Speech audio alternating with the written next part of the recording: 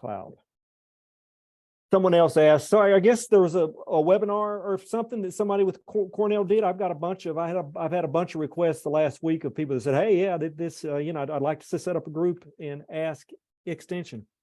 Yeah, so what ended up happening was that our coworker, I don't know if Courtney from Ulster County, he mentioned in one of our meetings, and there was another meeting as well. So then everybody like, oh, okay. Well, that's great. I mean, I think it's a great tool, and we don't always have the support that we'd like. I mean, it's really just sort of me running things on the back end. I mean, for the most part, the system self-serve, but the documentation could be better, and we could use more staff. I mean, the original Ask an Expert app, it was built maybe 15 years ago. I mean, at one point we had a staff of about five people. So it's definitely slimmed down. But anyway, I'll give you the basics, and for our other friend that's I'm recording for, hopefully we'll cover the bases there, and just let us know if you have more questions. So first of all, it sounds like you want a county site. I mean, the idea is that you want people to be able to either go to the front page, and I'll talk about that. The two ways people can find your group is to either go to the front page of Ask Extension, and they choose the state of New York, and then your group will show up there. And then you can also embed. There's also, and again, I don't know if whoever did the presentation talked about the widget, what we call the widget, which is basically embed code. It allows you to embed the question submission form inside any web page you would like. A lot of people will embed it inside their county web page. And in fact, I will share my screen. It's just worth showing that. And I have two screens, so if you see me looking at the other side, it's because I'm looking at the screen. Yeah, that's fine. Let's do Ask Help widget demo. So this is just a sample web page I've got set up. You can see here's the question form here. Yes. And so again, as I said, you can, once we create a group, I'll talk more about that. But once we create a group for you, you'll have, and I'll show you where that lives at on the website.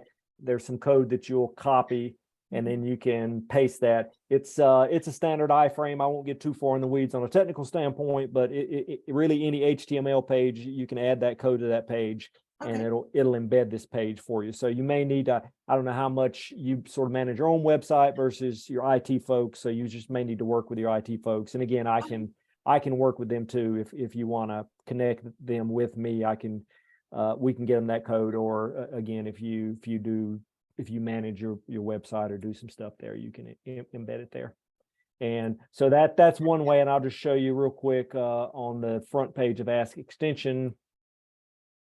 The other way folks find questions or find groups is they would click Ask a New Question. They would choose their state. So in this case, we'll choose New York. And then here, so like these are the existing groups here. So we would, your group could show up here. You can name this. So what I'm going to ask you to do when we get off with this call, I mean, assuming you want to create the group, is number one, I'll create an expert account for you. Okay. We like to have a group leader, someone who's a designated group leader for that group. So maybe that's you, maybe it's someone else, or maybe it's some combination. It's just good in general, I found, for groups to have someone who's quote unquote sort of responsible for the group. We'll talk more about question answering and what that's like, but assuming you're that person, I'll create an expert account for you. I'll create the group, and I'll make you the leader for the group. And if we can go ahead and make it active too, and then it'll show up here. It'll show up in the drop down here as available for taking questions. Generally, there's not a rush. If you're not marketing it or letting people know, it's not like you're going to get this rash. I wouldn't expect you to get like this flood of questions coming in. So I'd go ahead and again, assume you want to do it, we can make the group active. And what I did I did this last week with a group. I'll send a test question too. That's just nice for you to sort of see what the flow is like. So what I can do is we'll make the group active. I'll create your expert account. You'll make sure you're signed up, and that's good. I'll create the group, make it active, and then I'll just submit a test question for the group, assuming you're the only expert in the group. Now, if there's other people you want to be experts, I can go ahead and create expert accounts for them. But you'll get assigned the question, so you'll get an email notification that a new question's come into your group. You can respond to it inside the app, and I'll get a response back, and it just sort of gives you a good sense of what the workflow, the question, receiving a question, getting assigned that question, and then responding to a question. Okay. Oh, I have one question before we keep on moving. So I am in charge of 2 counties, the Columbia County and Greene County. So would you add them together? Would you put them together, or would you have them separate? So you, that's a decision you should make. It's not, I sort of felt like there was already, is there one here that's already 2 counties? I sort of felt like there was, right now it's not. I've seen some groups that'll do a 2 county, or like, are the counties neighboring counties? Like, are they right beside one another? No, actually, yes, they are side to side. Okay, and I mean that may or may not matter. You could create a group that would be, like County A and County B cooperative extension. And again, I just I mean, and that's fine. I guess it just depends how much separation you want. I don't want separation. I actually want them joined. Okay, so yeah, no, possible, right. It'll be fabulous. No, yeah, no, we can create a single group. I mean, the other thing I was gonna say, like if they were huge, if they were very populated counties, and let's say you had different experts for each county, it might make sense to split them up. But no, it's completely fine, right? And that's why I asked if they were sort of neighboring counties too. I assume that from a geographical standpoint, they're going to have a lot in common and stuff like that. So yeah, we can create a single group that will include both those, and that'll be easier for you and your experts probably to right. Okay. Okay, so there's that. Let's talk. I shouldn't have stopped sharing. Let me go ahead and log into the back end. Have you used so you've never used Ask Extension or the previous Ask an Expert app? No. Okay. I have an idea of how it works because I've seen Ulster County. When they added it, so I saw it, but besides that, I've never been able to see it like on the other side. So this is what the back end looks like. I just logged in as an expert here. I'm a member. Let's see. I'm a member of a handful of counties. Just depends on like what I'm doing on a given day and what kind of testing I'm doing. Generally, when you log in, you're taken to this My Questions view. So this is any active questions that are in your group. You'll see those. I mean, you can click on a question. Again, I'm not going to cover all the detail here. Hopefully it's somewhat self-explanatory. When you get in here, here you see the question that was asked. If there's any right now, nobody's responded to it. Somebody posted an internal note. No one in Park County is currently available. Would you be able to handle this? So you can post an internal note that only experts, people that are experts in the system can see. You're able to respond back here. A bunch of information over here on the right-hand side, the status of the question, whether it's open or closed, what the priority is, who submitted it, the email, the person that submitted it, how it came in. This source is API, which means it came in via the widget. Like you can see the widget source down here too. So that tells you whether it came in via the front page. I talked about that. Somebody can just find your group on the front page, or if it came in via the widget that was on your some embedded page you've got, the assigned expert, those sorts of things. Like you or whoever the group lead is going to be, the ask that I have for those folks is just, you should probably log in on a daily or, at least a few times a week to get a sense of what's going on as far as if there's any unanswered questions. The expectation is that questions are answered in 48 hours. That's 48. So that's 2 business days. So if it comes in on Friday, let's say late for Friday, it wouldn't actually be overdue until Tuesday of the next week.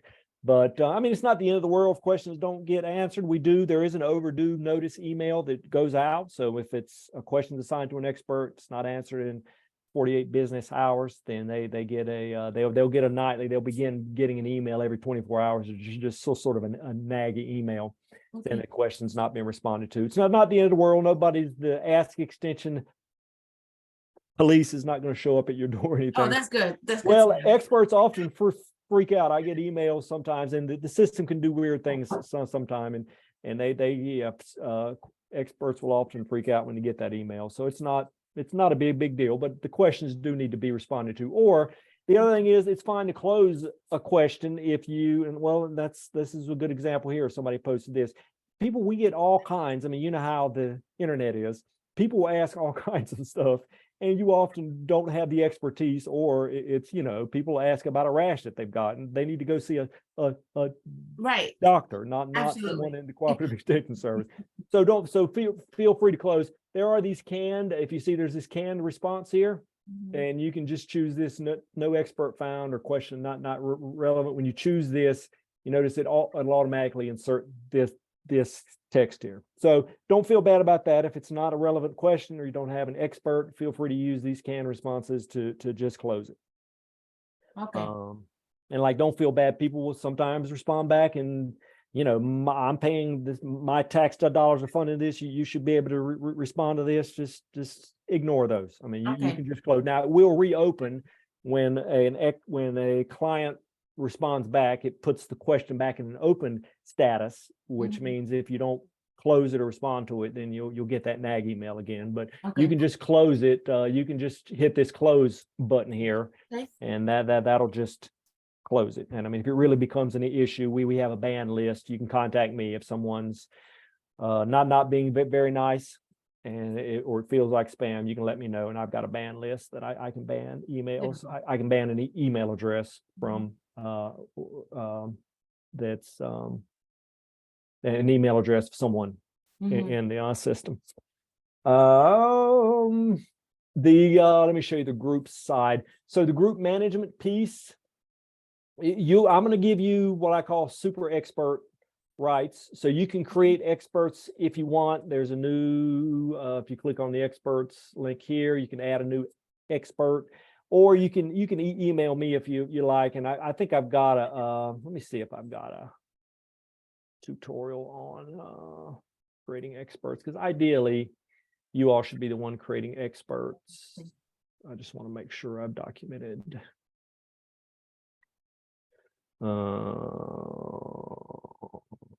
Expert now what? I actually don't have a tutorial. I may need to create one on that. Anyway, you can create an expert on your own if you want to give that a shot, or if you run into issues, you can let me know. But yeah, that's all. I think that's pretty straightforward. On the group side, I just wanted to show you what that looks like. Let me find a good group.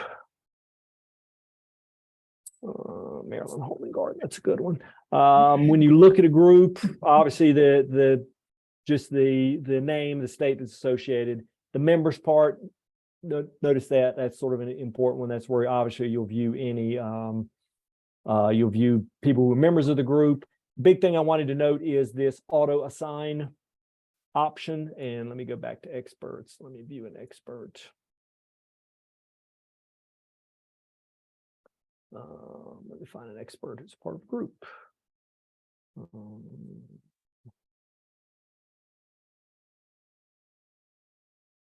Well,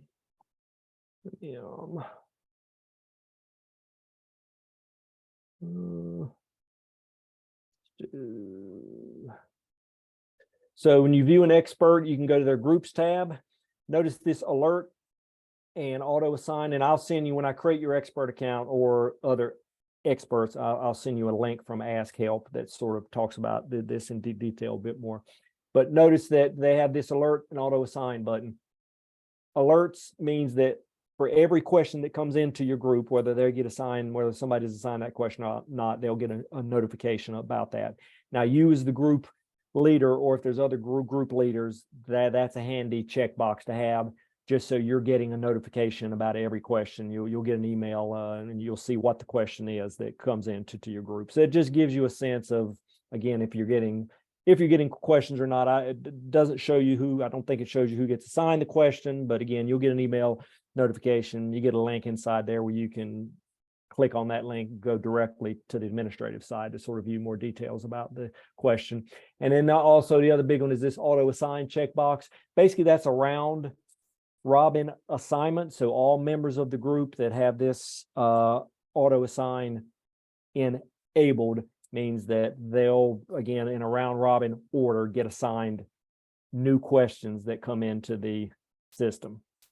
And so there's a couple ways to manage that. Some people have, we call them question wranglers, or that's often what they're called, is question wranglers, which are, hey, the only response, and you as a group leader may want to do that too. It just depends on how much control you want. Maybe in the beginning you sort of do that until you sort of feel things out, since this is new. But basically what this would mean is you could have experts in your group. All the experts have auto assign turned off. You're the only one that has auto assign turned on. So all questions get assigned to you, and then you would go assign them to other experts in your group based on expertise they may have, based on maybe how much they want to participate. You know, this maybe also gives you a chance to, you know, if there's any spam or anything like that, usually that's not an issue, but just again, all the questions get assigned to you. You get to decide whether it's a valid question or something you want to answer, and you know who the right expert to assign that is. Or I mean, the other way to go is, and again, it just depends on how many experts you've got. I mean, we've got groups that have, you know, 20, 30, 40 experts assigned.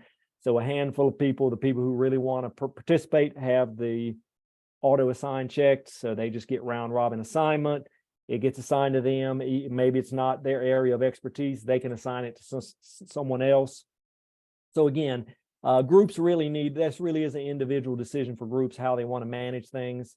And my advice would be, if you're, you know, the fact that you reached out and you're willing to contact me means you're willing to be at least somewhat active in the group. It's not going to be a full-time job or anything, but okay, yeah, I'm willing to sort of take this on. Is I would probably have turn auto assign on for you, let you get assigned all of your questions. If there's other experts, I'm assuming there's some other folks that are willing to be experts. If you've reached out to them, we can create accounts for them too, but maybe auto assign is turned off, and then you'll just assign questions. Either you'll answer questions if it's something you can handle, or you'll assign it to other folks in the group. And then maybe as the group grows, then, you know, and you feel other people feel comfortable in the system, maybe you turn auto assign on for them. Nice. Okay. Yeah, so there's that. So I'll stop there. Any questions on that? Yes. So then I do have one question. So, let me see. So I'm going to be able to add them in this account, where they have their own login to go inside this account, or? Yes, yeah. Each expert has their own account. It's going to be associated with their email address. And what I was going to say is, so a couple things I'm going to ask you to do after, whenever you're ready to do it. You can do it as soon as we get off this call, but I want you to send me an email. You can send it to askhelp@extension.org. Send me the name of the group you want. I think you said you wanted a dual county, so you know, however you want to word that's fine. Okay. It could just be Kent County A and Kent County B. Okay. So it can be as sort of simple or as sophisticated as you want. And then send me what experts you want. If it's just you, that's fine. But if there's other folks that you've already talked to, or other folks that have agreed to be experts, I need the email. I need their name and email addresses.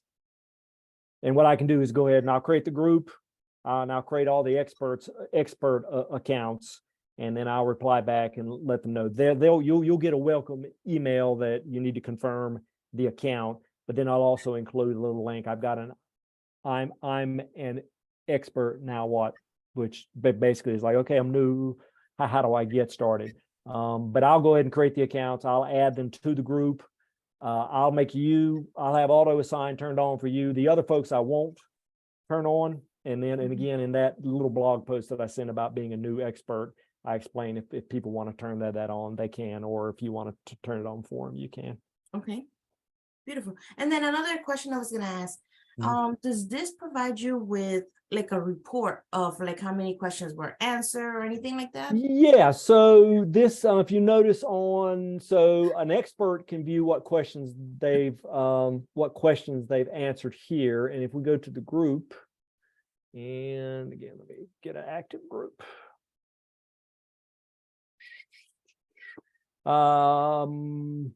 There's a questions tab inside the group. And so you can view all questions here. And then I've actually got a ticket in on being able to download these questions. Okay. So there's not a report. However, so it's like anything else, there's a bunch of different ways to do things. You can view questions that are associated with the group here. However, in your profile, again, when you first log on, this is sort of the default page, my questions. You can view closed questions in one of my groups. You know, assuming you'll just be a member of that single group, you can choose whatever variation you want here. I'm going to say the past month. So this will show all questions from the past month, and then you've got an export link here at the bottom that will download a CSV file. So that would be from a reporting standpoint, that would be the best way to sort of view asked and answered questions. Beautiful.